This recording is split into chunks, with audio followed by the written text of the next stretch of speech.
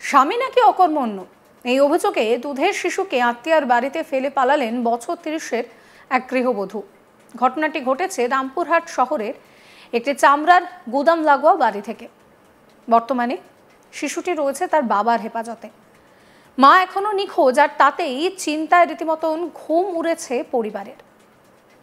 নিখোঁজ গৃহবধূর নাম মীরা খাতুন। তার বাপের বাড়ি মারগ্রাম থানার গুড়পাড়ায়। ৩ বছর আগে তার বিয়ে হয়েছিল মল্লারপুর থানার লাচিয়াতর গ্রামের আবুল হাসনা ওরফে নন্দনের সঙ্গে। আবুল পেশায় ইলেকট্রিশিয়ান। কিছুদিন আগে মুম্বাইয়ে ঠিকাদারির কাজে গিয়েছিলেন। ৯ মে বাড়ি ফেরেন। জানা গিয়েছে গত শনিবার মীরা তার ননদের বাড়ি আসেন রামপুরহাটে।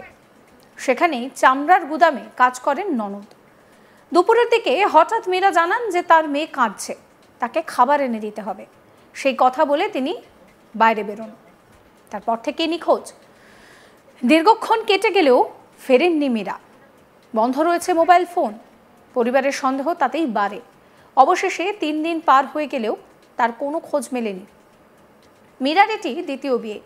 আগের পক্ষের একটি ৮ বছরের ছেলে রয়েছে। সে মায়ের বাপের বাড়িতে থাকে। সেই ছেলেকে দেখতে প্রায়ই মারগ্রামে যেতেন মীরা।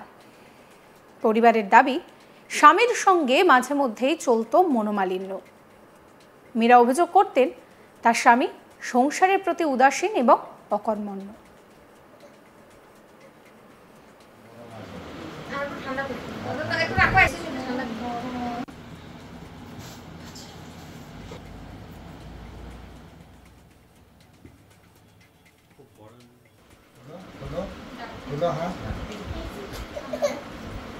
নিখোঁজ গৃহবধূর ননদ কি বলছেন শোনাবো আপনাদের। হোয়াটসঅ্যাপ SMS করছে যে দিদি আমি আমার স্বামীর একটা জামা, একটা প্যান্ট আছে, একটা চার্জার আছে, আমি দিতে যাবো, তা আপনি কি গ্রামে যাবেন? তা আমি SMS-এ লিখলাম যে তুমি দিয়ে যাও, আমি গ্রামে যাবো না, আমার আব্বু এসেছে, আমি আব্বুর হাতে দিয়ে দেবো। ওই বলে ও ওকে লিখলো। বেশ 3:30 নাগাদ ও আমার বাড়ি ঢুকছে। তখন আমার স্বামী খেতে এসে আমি খাবার দিয়েছি, আমার মা এখানে বসে আছে। ও বাচ্চাটাকে নিয়ে এখানে এলো। এসে আমি বাচ্চাটাকে কোলে নিলাম, তা বাচ্চাটা খুব কাঁদছে। তো আমি ওর কোলে আবার ফিরে গেল। আমি ওকে শরবত করে এনে দিলাম, ভাত দিলাম, খেলো। খাওয়ার পরে আমি ওদের ছোটো বাসনটা নিয়ে কিচেনে গেলাম। এবার আমি যেমনই কিচেনে গেছি, আমার মা এখানে বসেছিল, অসুস্থ মানুষ। তো মাকে বলেছে আমি একটু সেরেলাক কিনতে যাবো। অথচ বাচ্চাটাকে কোনোদিন সেরেলাক ধরায়নি, কিন্তু আমার মা সেটা সোজা সরল মানুষ তো বুঝতে পারেনি। তা আমার কোথায় যাবা? তা বললো আমার বাড়ি থেকে 10 মিনিটের রাস্তা, গেলে তো চলে আসবে।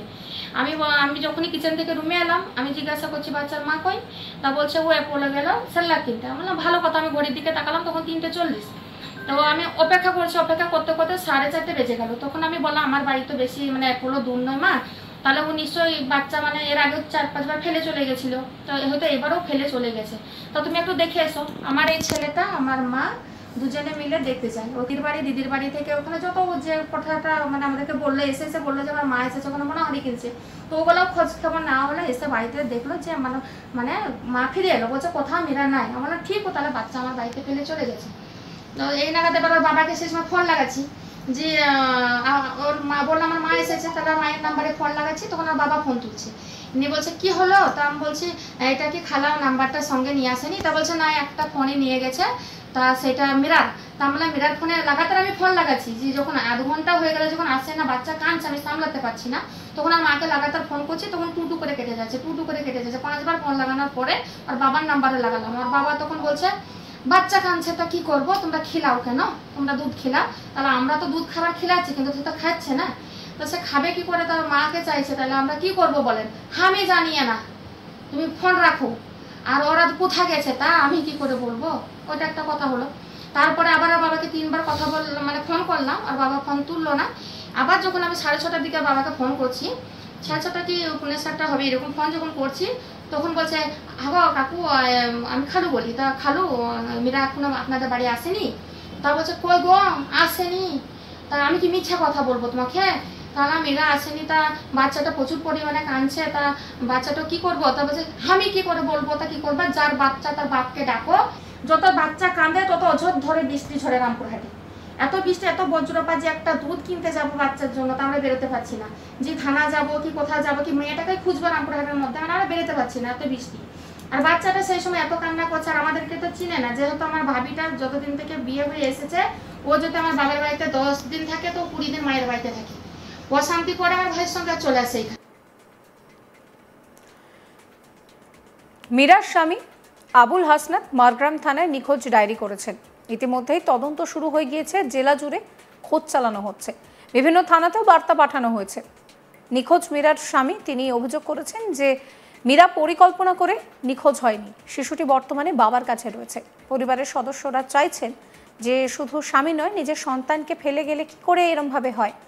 মীরার বাবা তিনি বলছেন যে মেয়ে নিখোঁজ, মাঝে মাঝে অশান্তি হতো জানতাম, আমরা জানি না ও কোথায় গিয়েছে। এ নিয়ে আমার কলিগ শান্তনু হাজরা একটি রিপোর্ট দিয়েছেন, সেই রিপোর্টও দেখাবো আপনাদের। কন্যা সন্তানকে আত্মীয়ের বাড়িতে রেখে পালালো মা, নিখোঁজ না প্রেমের টানে, প্রশ্ন উঠছে এমনটাই। রামপুরহাট থানার অন্তর্গত চামড়াগুদাম এলাকা থেকে মল্লারপুরের লছিয়াতুরের বাসিন্দা সে কিন্তু এদিন রামপুরহাটে 9ই মে রামপুরহাটের চামড়াগুদাম তার আত্মীয় ননদের বাড়ি এসেছিল। ননদকে বলেছিল তার কান্নাকাটি করছে, খাবার আনতে বাইরে যাচ্ছে। তারপর থেকে তার মা কিন্তু নিখোঁজ।